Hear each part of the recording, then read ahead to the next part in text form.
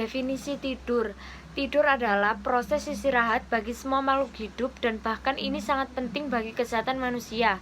Ketika kita tidur, daya tanggap pasti berkurang karena beberapa organ ada yang beristirahat.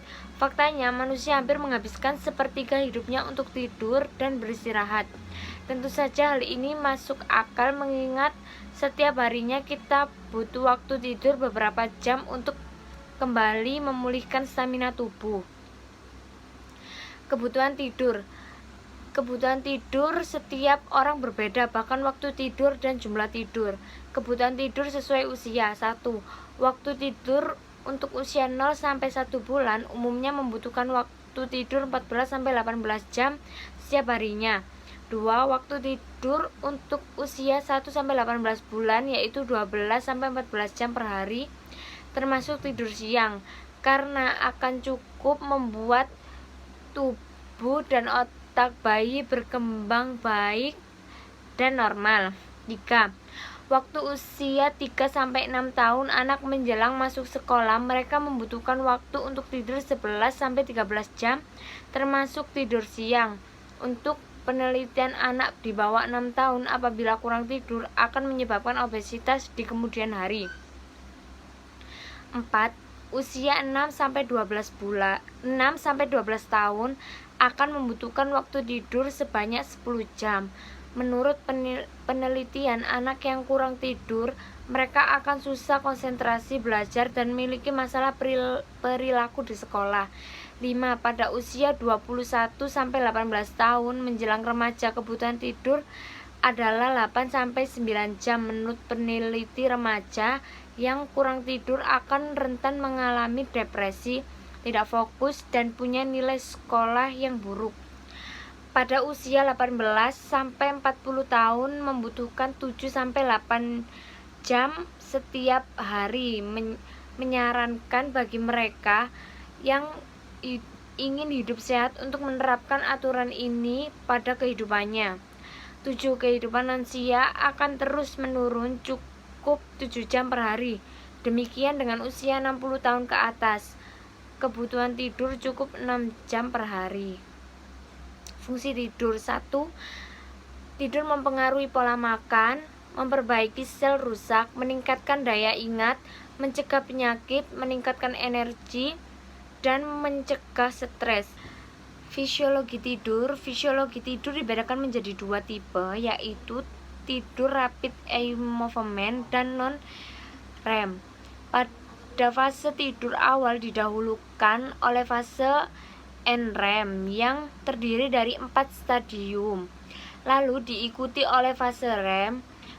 Keadaan tidur normal antara fase NREM dan REM terjadi secara bergantian antara 4-7 kali siklus semalam. Bayi baru lahir total tidur 16-12 jam per hari. Anak-anak 10-12 jam per hari. Kemudian menurun 9-10 jam per hari pada umur di atas 10 tahun dan kira-kira 7-7,5 jam per hari pada orang dewasa. Gangguan tidur. 1. Insomnia merupakan jenis gangguan sulit tidur atau dengan kata lain gangguan tidur yang membuat penderita merasa belum cukup tidur pada saat terbangun. Yang kedua, sleep apnea. Gangguan tidur ini terjadi ketika ada penghentian napas pada saat tidur. Sleep apnea sangat umum terjadi dan bisa muncul pada segala kelompok usia dan jenis kelamin, meski lebih umum menimpa kaum pria. 3. Parasomnia. Parasomnia adalah gangguan tidur yang membuat penderitanya melakukan kegiatan fisik yang tidak diinginkan. Dan yang keempat, restless leg syndrome. Dalam restless leg syndrome atau RLS, penderita akan mengalami kelumpuhan mendadak saat tidur. Dan yang kelima adalah narkolepsi. Narkolepsi adalah kelainan neurologis yang menyerang otak dan syaraf kronis yang melibatkan sistem saraf pusat tubuh. Penyembuhan terhadap insomnia tergantung dari penyebab yang menimbulkan insomnia. Bila penyebabnya adalah kebiasaan yang salah atau lingkungan yang kurang kondusif untuk tidur, maka terapi yang dilakukan adalah merubah kebiasaan dan lingkungannya.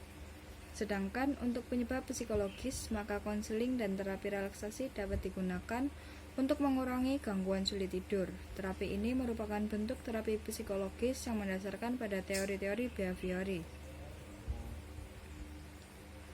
Pengkajian dilakukan pada tanggal 12 Januari 2019 pada pukul 07.00 di ruang tulip kamar 3 RSUD Dr. Sutomo.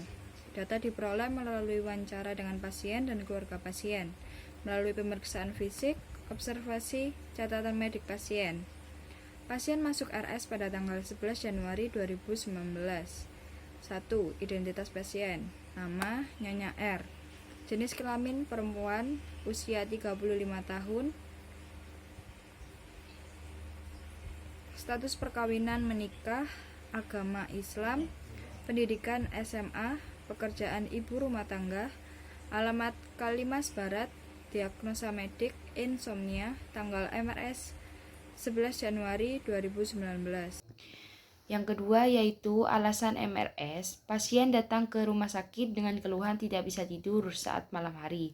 Keluhan utama yaitu saat MRS tidak bisa tidur pada malam hari sejak 2 minggu lalu. Nah, kronologi keluhannya yaitu pasien MRS dalam keadaan sadar, lalu pasien dirawat di ruang tulip 3. Sejak pasien dirawat di rumah sakit, pada siang hari pasien merasakan mengantuk berlebihan. Dan pada malam hari itu pasien tidak bisa tidur pada saat malam harinya. Nah, riwayat kesehatan masa lalunya yaitu pasien baru pertama kali dirawat di rumah sakit. Sebelumnya pasien tidak pernah merasakan ataupun dirawat di rumah sakit. Nah, riwayat kesehatan keluarga, tidak ada anggota keluarga pasien yang pernah dirawat di rumah sakit dengan keluhan yang sama. Riwayat psikososial dan spiritual, pasien menganut agama Islam. Sebelum MRS, pasien biasanya sembahyang 5 kali sehari. Namun, sejak dirawat di rumah sakit, pasien hanya mendapat berdoa di tempat tidur. Selanjutnya yaitu nomor 3, pemeriksaan fisiknya. Nah, A. Keadaan umum. Keadaan umum sedang, kesadaran CM, bentuk tubuh sedang, warna kulit putih, tumor kulit elastis. Tinggi badan dan berat badan 156 cm dan berat badannya yaitu 52 kg. Tanda-tanda vitalnya yaitu TD 120 atau 80 mm Hg dan suhunya 36,7 Celcius. Urat nadinya yaitu 65 kali per menit dan RR 18 kali per menit. Nah, yang selanjutnya yaitu C, pemeriksaan head to toe.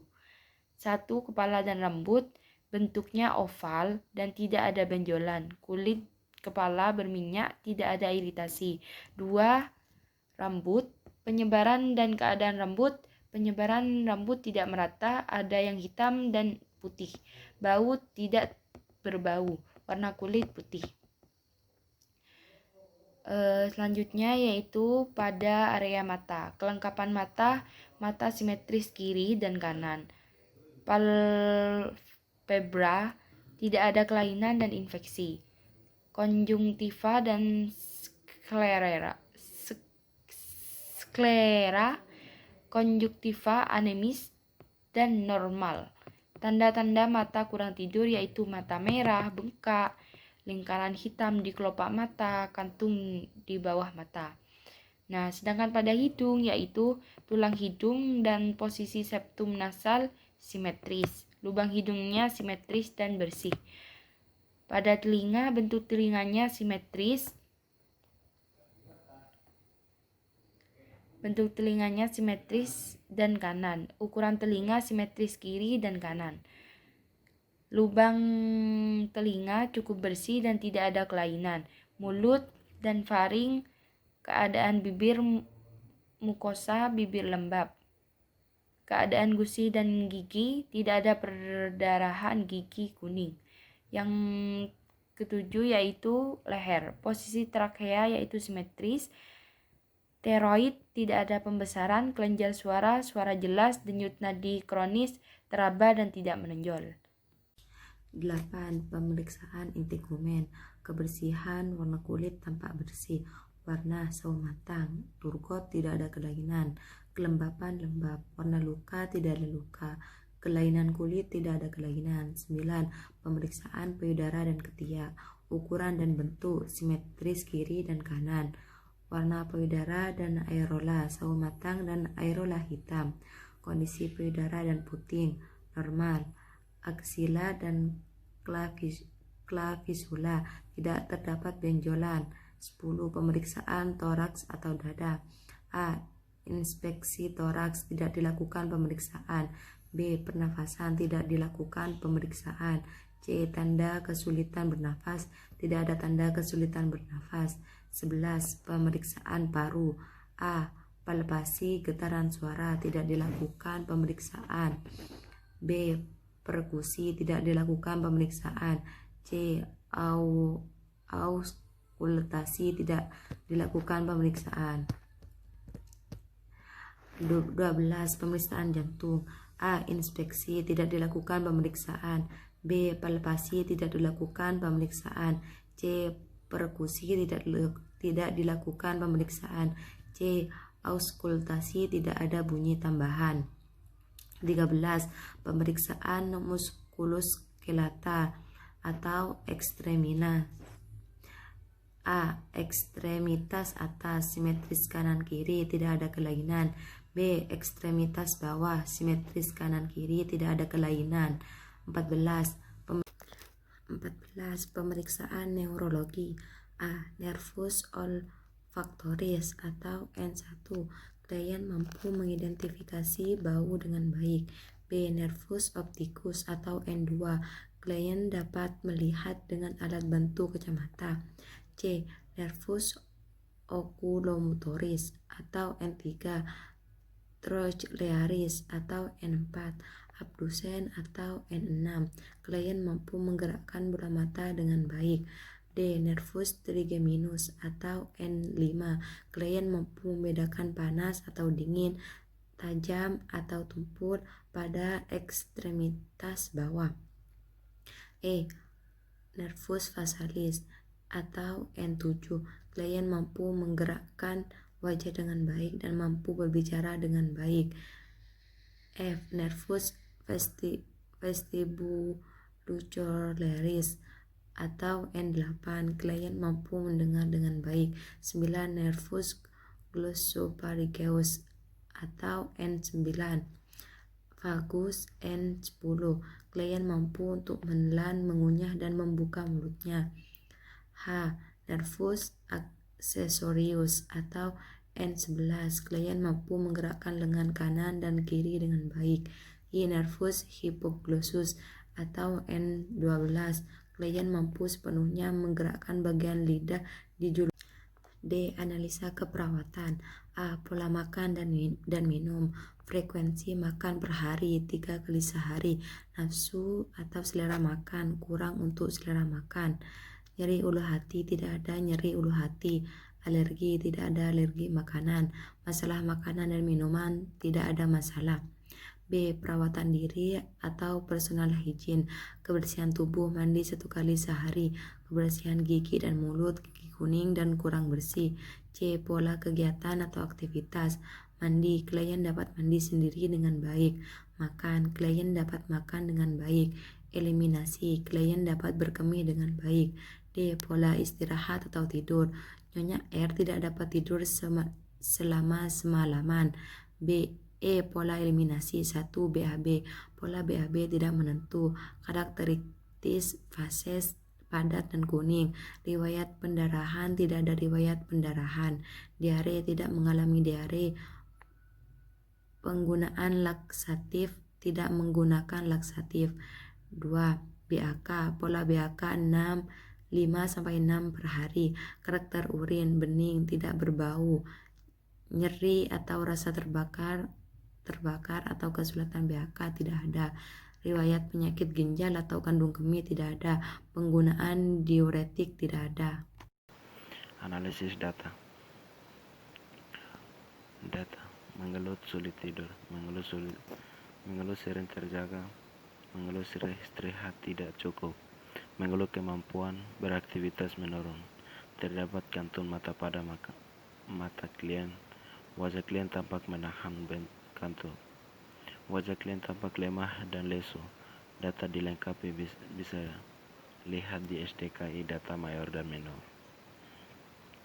Penyebab adanya hambatan lingkungan yang bisin, kurangnya privasi, kurang kontrol tidur, masalah gangguan pola tidur sesuaikan dengan yang ada di SDKI. Perencanaan keperawatan. 1. Luar utama pola tidur. Luar tambahan status kenyaman, tingkat depresi, tingkat keletihan. Intervensi. 1. Identifikasi keputusan terapeutik. 2. Identifikasi kesiapan menjalani meditasi. 3. Monitor integritas kulit pasien terapeutik. 4. Sediakan sumber cahaya yang sesuai untuk terapi. 5. Ciptakan ruangan yang tenang dan nyaman. 6. Anjurkan mendengarkan musik yang lembut atau musik yang disukai. Rasional, memberikan informasi dasar dalam menentukan rencana keperawatan. 2. Meningkatkan tidur. 3. Meningkatkan tidur. 4. Meningkatkan tidur. 5. Meningkatkan tidur. 6. Juga meningkatkan tidur.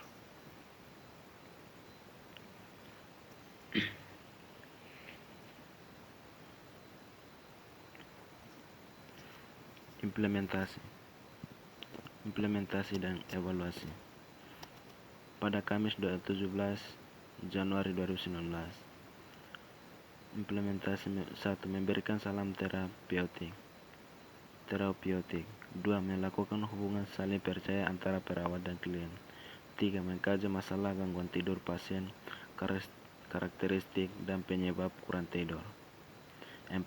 Mengajur klien tidur di siang hari sebagai pemenuhan kebutuhan tidur karena sulitnya pemenuhan kebutuhan tidur pada malam siang. 5. Mengajurkan lakukan mandi air hangat sebelum tidur. 6. Mengajurkan makan yang cukup 1 jam sebelum tidur. Evaluasi. S. Klien menggunakan terapi relaksi setiap makan malam sebelum pergi tidur dengan meminta klien melaporkan kebersihan tidur dan tetap tidur. O. Klien melaporkan perasaan nyaman setelah terbangun di pagi hari dengan meminta klien melaporkan keberhasilan tidur dan tetap tidur. A. Masalah dapat teratasi. B. Intervensi dihentikan. Terima kasih. Wassalamualaikum warahmatullahi wabarakatuh.